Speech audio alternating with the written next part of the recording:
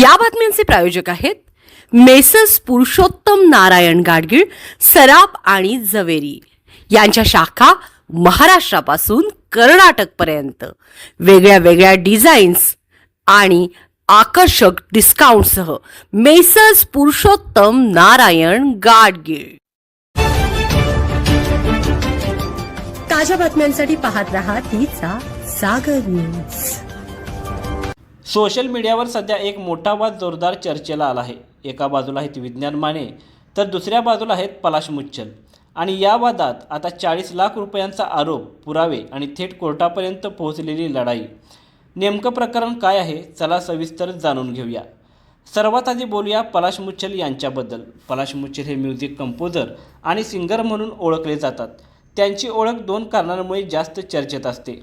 पहिलं म्हणजे त्यांची बहीण पलक मुच्छल ही बॉलिवूडमधील प्रसिद्ध गायिका आहे आणि दुसरं म्हणजे त्यांचं नाव भारतीय महिला क्रिकेट टीमची स्टार खेळाडू स्मृती मानधना हिच्यासोबत जोडले जात असल्याची चर्चा। आता बोलूया विज्ञान माने यांच्याबद्दल। विज्ञान माने हे सोशल ॲक्टिव्हिस्ट आणि फिल्म प्रोड्युसर म्हणून ओळखले जातात। त्यांनी इंजिनिअरिंग आणि MBA केलं आहे। तसेच सामाजिक कार्यातही त्यांचा सक्रिय सहभाग असतो। विशेष म्हणजे ते राष्ट्रीय स्तरावरील क्रिकेटपटूही राहिले आहेत आणि त्यांनी मिरज विधानसभा निवडणूकही लढवली आहे। आता या वादाचा मुख्य मुद्दा काय? विज्ञान माने यांचा गंभीर आरोप आहे की पलाश मुच्छल यांनी फिल्म आणि प्रोजेक्टच्या नावाखाली त्यांच्याकडून तब्बल 40 लाख रुपये घेतले, पण ना प्रोजेक्ट पूर्ण झाला ना पैसे परत मिळाले।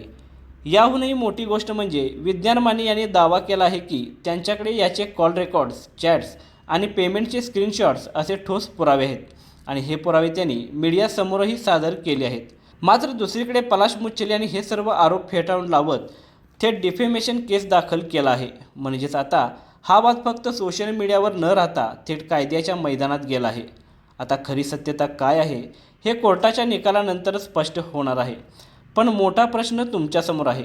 जर एखाद्याकडे कॉल रेकॉर्ड्स, चॅट्स आणि पेमेंटचे पुरावे असतील तर त्याच्या आरोपांना किती गंभीरतेने घ्यायला हवं की कोर्टाचा निर्णय येईपर्यंत कोणत्याही निष्कर्षावर पोहोचू नये।